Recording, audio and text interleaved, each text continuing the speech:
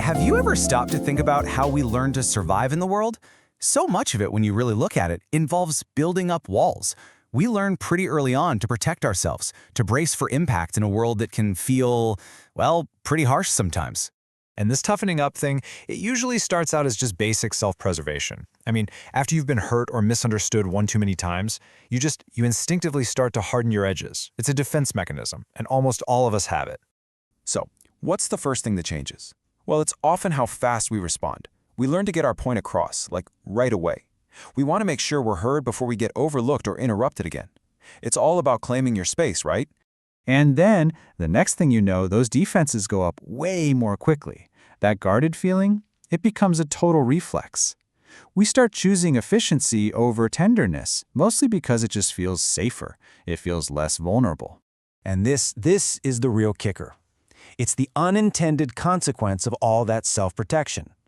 Without ever making a conscious decision, that softness, that care, that very virtue of gentleness, it just starts to feel too risky. And before we know it, it's kind of faded from our day-to-day life. But here's the thing. I think we often let gentleness disappear because we have a completely wrong idea of what it even is. So let's take a minute and just clear up some of the biggest myths about this really misunderstood virtue. And wow, the contrast is pretty stark, isn't it?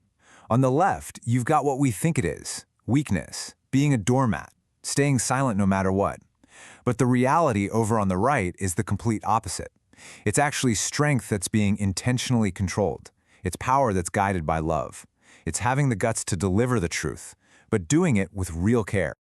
I absolutely love this metaphor. It just nails it. See, true gentleness isn't naive. It's fully aware of the tension, of the pressure in a situation, but it makes a conscious choice to engage in a way that doesn't cause harm. Think about it like carefully handling a ripe piece of fruit. You know you have to be firm, but you don't crush it. So let's build on that. This is our core idea for this whole explainer: strength under control. We're not just trying to redefine a word here. We're trying to reclaim a really powerful way of being in the world. So here's the bottom line. Gentleness is strength that is self-aware. It gets its own potential impact, and it chooses to channel that power through a filter of love and care. It is an active, conscious choice, not just some passive state of being. So, okay, what does this actually look like day to day? Well, it's about pausing to really listen before you jump in with a response. It's about correcting someone's mistake without totally crushing their spirit. And it's definitely not about avoiding hard conversations, but it is about delivering those truths in a way that the other person can actually hear and receive. And the effect of this is, it's profound. This ancient piece of wisdom just highlights how gentleness can completely change the vibe of a moment. It literally has the power to de-escalate conflict and stop a cycle of anger right in its tracks.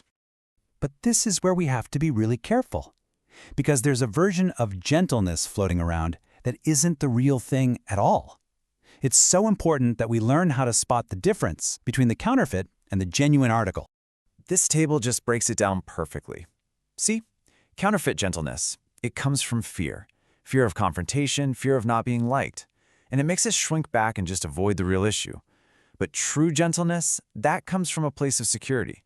And it lets us stay present, engage with what's happening, and speak the truth honestly, but always, always with care. And this right here is the main takeaway. If our so-called niceness is really just a tactic to avoid a fight, that's not gentleness, that's fear. Real, authentic gentleness is a byproduct of inner confidence. It's a strength that is so sure of itself, it doesn't need to be loud or aggressive to make its point.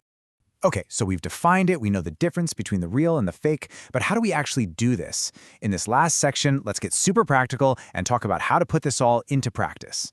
Here are 3 really simple, actionable things you can do. First, just try lowering your volume in one conversation today. That's it. Second, when you feel your emotions getting high, make an intentional choice to just pause before you react. That little bit of space you create, that's where gentleness lives. And finally, think about someone in your life who might be a bit fragile or hurting right now, and just choose to handle them with extra care. So, as we wrap this up, let's do a little reflection. Start by asking yourself this: where have my own responses gotten kind of sharp? I bet, almost always, you'll be able to trace that sharpness back to a moment where you felt threatened or defensive. And now, let's think about the flip side. that counterfeit gentleness. Is there a truth you've been sitting on, just avoiding it out of fear? Remember, the challenge isn't to stay quiet forever, but to learn how to express that truth with genuine care. And finally, this is really a question about your motivation. Where in your life are you trying so hard to control an outcome or a person when maybe, just maybe, you're actually being invited to simply respond with care and let go of the rest? Let's just leave it with this one final, powerful thought. Gentleness grows when strength no longer needs to prove itself. When you are truly secure, you lose that desperate need to prove how strong you are, how right you are, how important you are. And it's in that quiet confidence that true gentleness finally has the space it needs to grow.